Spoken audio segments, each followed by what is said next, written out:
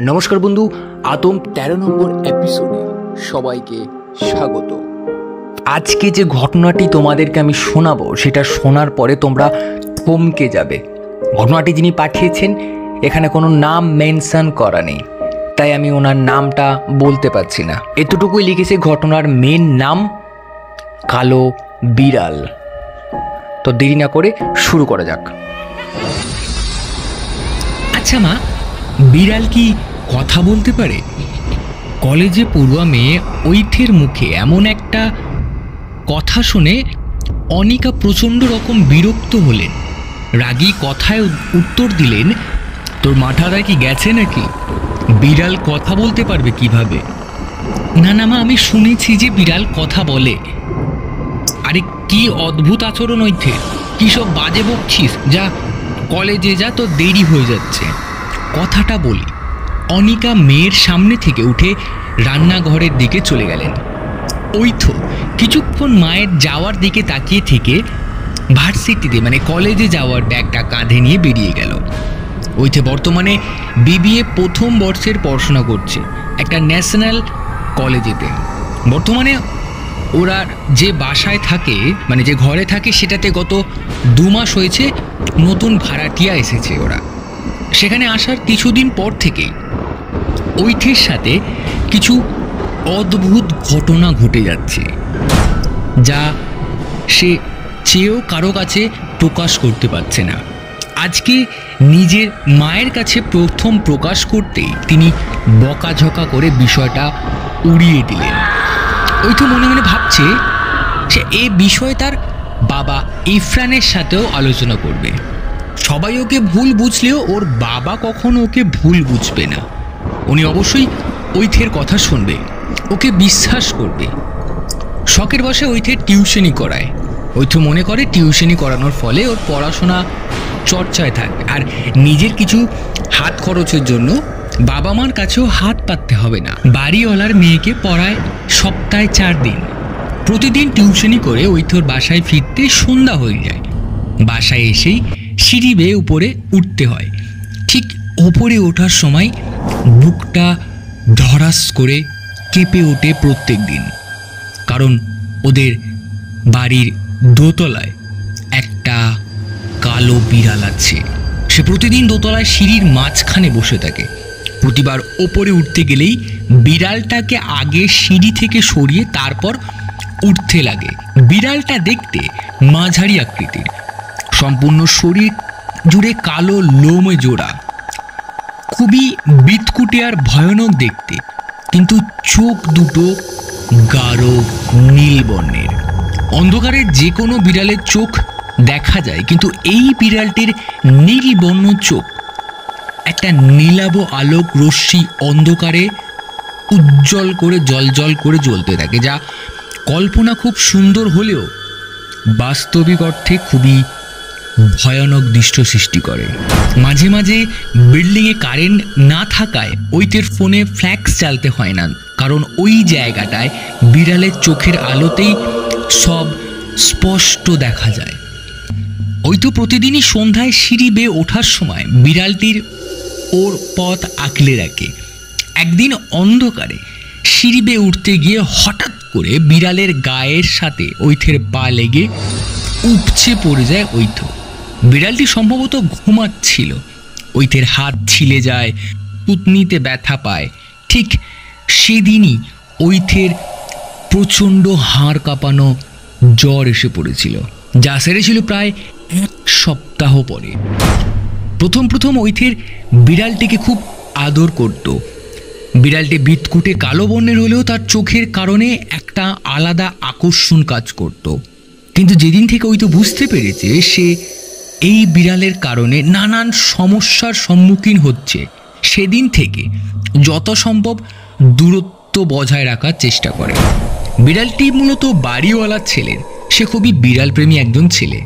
ছেলেটা প্রায় 3 বছর যাবৎ এই বিড়ালটিকে পেলে আসছে। বাড়িওয়ালার ছেলে নিহান মাস্টার শেষ করে বর্তমানে বিএসসির প্রস্তুতি নিচ্ছে। এইটুকু তথ্য ওর বাড়িওয়ালিনী আন্টির কাছেই শুনেছে। ছেলেটাকে কখনো দেখেনি। ওই বিড়ালকে ভয় পায় বলে ঐথ এখন আর বাড়িওয়ালার মেয়েকেও পড়াতে যায় না নিচে। বাড়িওয়ালার মেয়ে নিতু নিজেই উপরে আসে পড়তে। রাতে খাওয়া দাওয়া শেষ করে ঐথ বাবাকে নিজের রুমে এনে বসালো। তারপর বলল, বাবা তুমি আমাকে বিশ্বাস করো তাই না? হ্যাঁ, আমার একমাত্র মেয়ে, আমি বিশ্বাস করব না? অবিশ্বাসের কিছু তো কখনো করিসনি। আচ্ছা বাবা, বিড়াল কি কথা বলতে পারে? মেয়ের কাছ থেকে এমন একটা প্রশ্ন আনিকা ও ইরফান আশা করেনি। ঐথের প্রশ্ন শুনে ইরফানের প্রচণ্ড হাসি ভরা মুখটা সঙ্গে সঙ্গে মিলিয়ে গেল। ঠান্ডা মাথায় মেয়েকে বললেন, এইসব কি বলছিস তুই মা? বিড়াল কিভাবে কথা বলতে পারবে?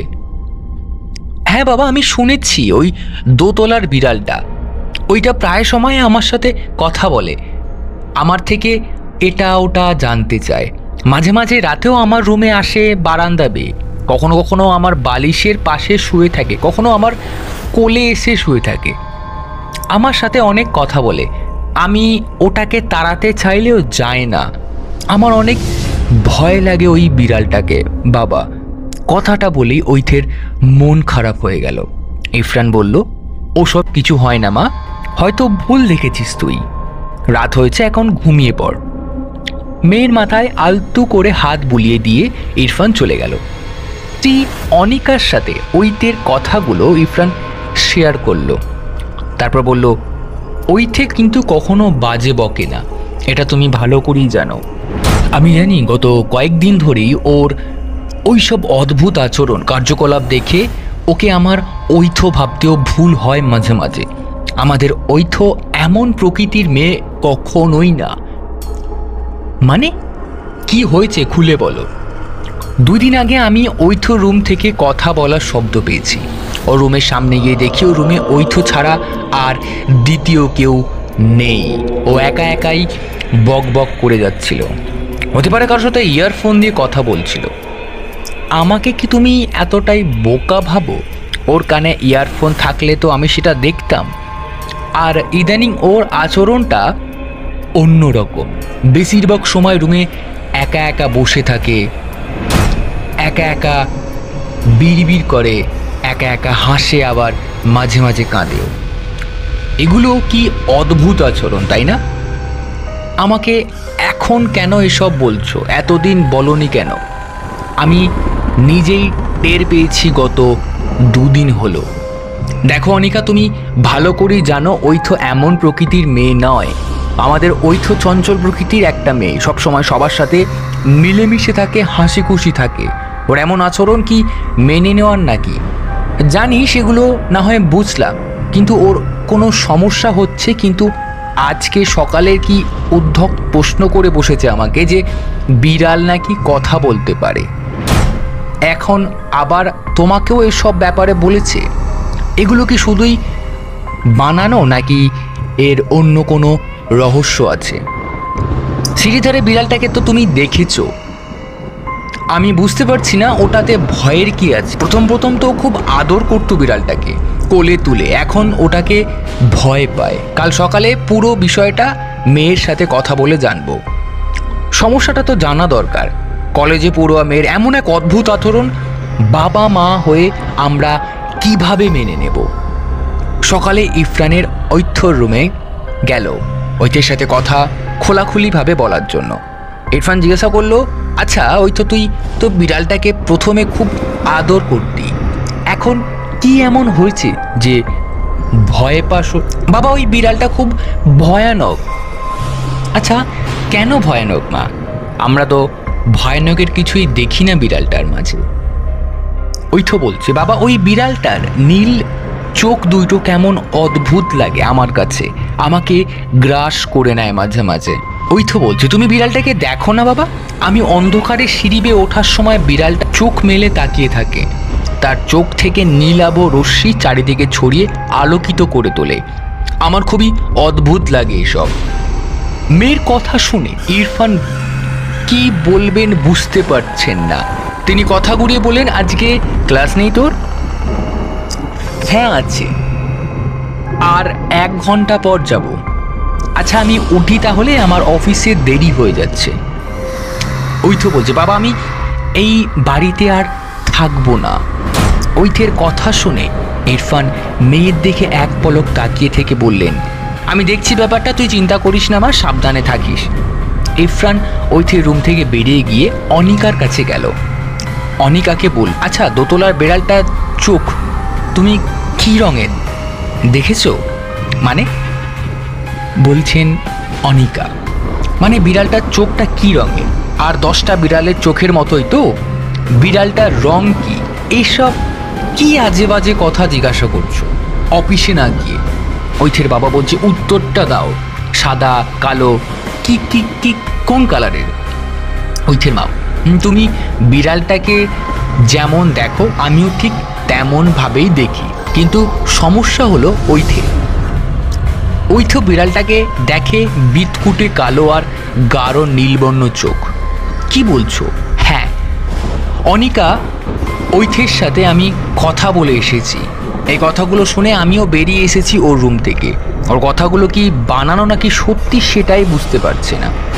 ঐথ বানিয়ে বলবে তোমার মনে হয়? সেটাই তো ভাবনার বিষয়। ঐথ এমন প্রকৃতির না।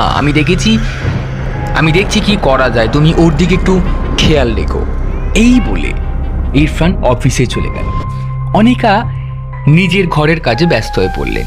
সিঁড়ি দিয়ে নামার সময় ইরফান ভালো করে বিড়ালটা দেখে লক্ষ্য করে এক দৃষ্টিতে তাকিয়ে রইল। বিড়ালটা হাঁটা চলা করছে। বাড়ির দোতলা সিঁড়ির পাশে খোলামেলা একটা ছাদ আছে। সিঁড়ির বাম দিক থেকে সেখানে সারাক্ষণ বিড়ালটি ঘোরাফেরা করে, ঘুমায়। কিছুক্ষণ বিড়ালটিকে দেখার পর ইরফান অফিসে চলে গেল। বারবার ঐথের কথাগুলো মনে পড়ছিল তার। সময় মতো ঐথের কলেজে যাওয়ার জন্য বেরিয়ে পড়লো। সিঁড়ি থেকে নামার সময় ঐথ দেখলো বিড়ালটা ঘুমাচ্ছে। কিছুক্ষণ তাকিয়ে থাকার পর হঠাৎ বিড়াল চোখ মেলে তাকাতেই ঐথর দিকে ঐথ আটকে উঠে তড়িঘড়ি করে সিঁড়ি বেয়ে নিচে চলে গেল। আজকে অনিকা খুব ভালোভাবেই ঐথকে লক্ষ্য করল। আজকে বাইরের কোনো টিউশন ছিল না ঐথের, শুধু নিতু আসবে বিকালে পড়তে। কলেজ থেকে আসার পর থেকে অনিকা ঐথের প্রতিটা কর্মকাণ্ড নিখুঁতভাবে লক্ষ্য করছে। দুপুরে লাঞ্চ করতে বসে অনিকা খেয়াল করলো ঐথের বাম হাতের কনুইয়ের নিচে বেশ কয়েকটা আঁচড়ের দাগ পড়ে আছে। দাগগুলো অনিকা আরেকটু খতিয়ে দেখে বুঝতে পারল এগুলো নতুন আঁচড়ের দাগ। 4টে দাগ পড়েছে মোট, একদিনের বেশি হয়নি। অনিকা মনে মনে ভাবছে, তাহলে কি ঐথের কথাই সত্যি? বিড়ালটা হয়তো দাগ কেটেছে শরীরে। দেখে তো তাই মনে হচ্ছে। ঐথ তো এইসব ব্যাপারে কিছু বলেনি। অনিকা সিদ্ধান্ত নিল খাওয়া দাওয়ার পরে ওই থেকে জিজ্ঞাসা করবো ওর সাথে ঠিক কি কি হচ্ছে। বিকালে নিতু এসে পড়া শেষ করে গেল। অনিকা ঐথের রুমে গিয়ে ঐথ ঘরে ঘুমাচ্ছে। অনিকা বেশ কয়েকবার ডাক দিল, কিন্তু ঐথের কোনো সাড়া না পেয়ে চলে গেল। ভাবলো রাতে জিজ্ঞাসা করব। রুম থেকে বেরিয়ে যেতেই অনিকার মনে হলো ঐথ তো এত বেঘরে ঘুমায় না। 1-2 বার ডাক পড়লেই তার ঘুম ভেঙে যায় ওর। তবে কি এই 2 মাসে ওর ঘুম বেড়েছে নাকি? এখানে আসার পর থেকে অনিকা কখনো ঐথর বিকালের ঘুম থেকে জাগায়নি। অবশ্য হয়তো তাই এর ঘুমের মাত্রা বেড়েছে। 7-5 ভেবে অনিকা রুম থেকে চলে গেল। সন্ধ্যার প্রায় রাত 8টায় ঐথে পড়ার বসার টেবিলে পড়ছিল। ও সব সময় পড়তে বসলে নিজের রুমের দরজাটা বন্ধ করে রাখে। আজকেও তার ব্যতিক্রম ঘটেনি। বাইরে আকাশটা ভীষণ মেঘলা, হয়তো ঝুমঝুম বৃষ্টি নামবে। একটু পরেই ঐথের পড়ায় মন বসে না, তাই বইয়ের পাতা বন্ধ করে বারান্দায় গিয়ে দাঁড়ালো। ও রুমের বারান্দাটা খোলামেলা, গ্রিল নেই। কোনো হালকা গুড়ি গুড়ি বৃষ্টি পড়তে শুরু করেছে। আকাশের বিজলি চমকাচ্ছে, ঐথের বুকে ধুকধুক করছে। তবুও বাইরের হাত রেখে বৃষ্টি ফোঁটাগুলোকে উপভোগ করছে পরম যত্নে। হঠাৎ আচমকা সজোরে বিদ্যুৎ চমকানোর সাথে সাথে পুরো এলাকায় নেমে আসলো একটা ঘুটঘুটে অন্ধকার। ঐথ প্রায় 5 মিনিটের মতো অপেক্ষা করলো জেনারেটর অন হওয়ার জন্য। তারপর বুঝলো হয়তো জেনারেটরের কোনো সমস্যা হয়েছে। মাকে ডেকেও লাভ হবে না, কারণ ও রুম তো ভেতর থেকেই লক করা। তাই নিজের বারান্দা থেকে টর্চ লাইট খোঁজার উদ্দেশ্যে রুমে ঢুকতেই কিছু একটার সাথে পায়ে ধাক্কা লেগে উপচে পড়ে গেল। এই গুটগুটে অন্ধকারে ওই তো কিছুই দেখতে পাচ্ছিল না, কিসের সাথে একটা ধাক্কা খেলো। জায়গাটাতে হাতিয়ে দেখে অনুভব করতে পারল ঠান্ডা বরফের মতো নিথুর মানবাকৃতি নরম কিছু একটা পড়ে আছে।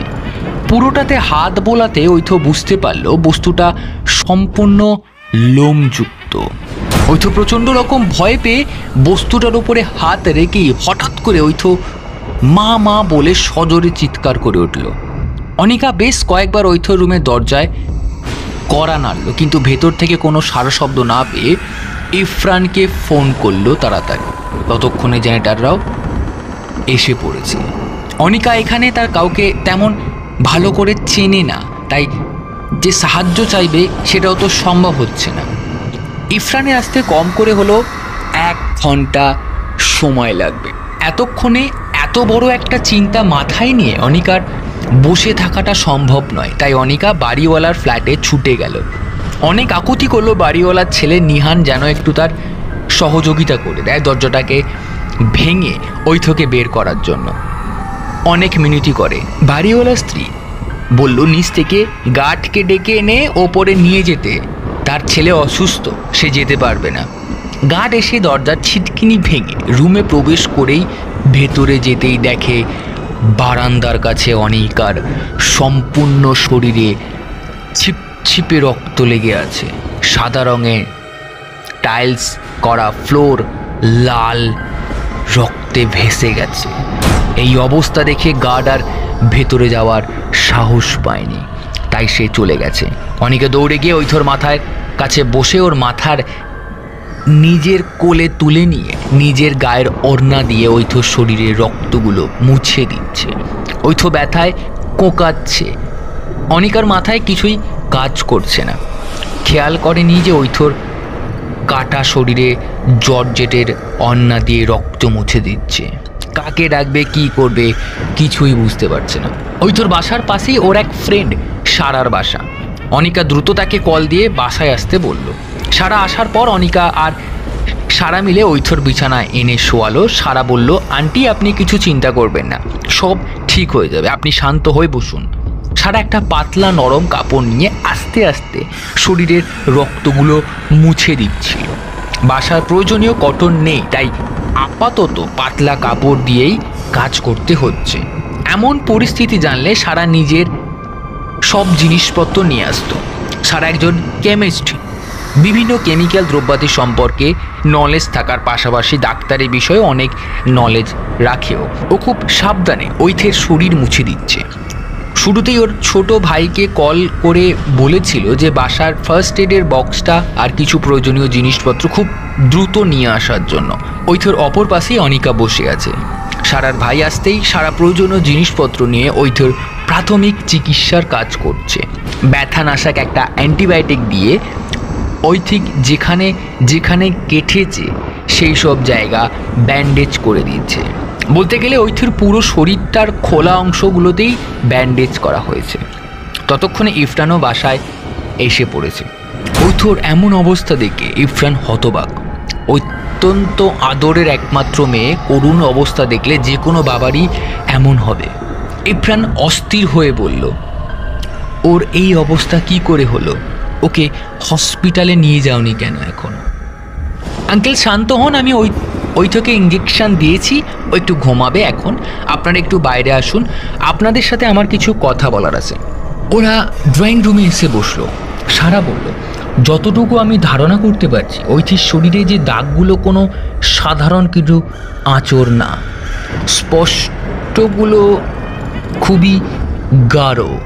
নিশ্চয়ই কোনো হিংস্র প্রাণী ওকে আক্রমণ করেছে, যার ফলে ওর শরীরে এই নাজেহাল অবস্থা। অনিকা বলল, হিংস্র প্রাণী কোথায় থেকে আসবে? ও তো নিজের ঘরেই ছিল, তাও আবার ভেতর থেকে বন্ধ করা।